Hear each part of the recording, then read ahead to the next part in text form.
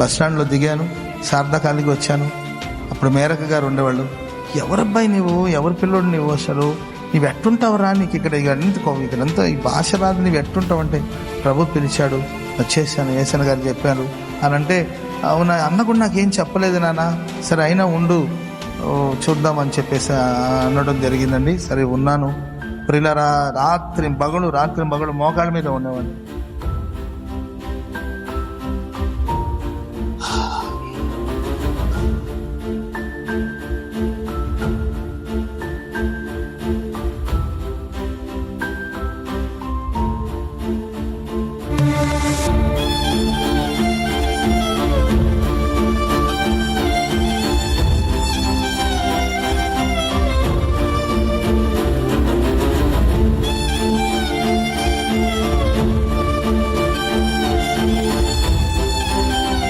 ఎందుకు వచ్చానో నాకు అర్థం కాదా, ఎందుకున్నానో కూడా నాకు అర్థం కాదా, అసలు ఏం జరుగుతుందో నా లైఫ్లో అర్థమయ్యేది కాదు.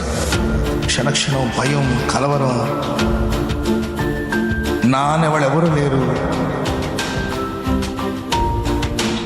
ఏమైనా ఎవరికైనా షేర్ చేద్దామన్నా ఎవరు లేరు.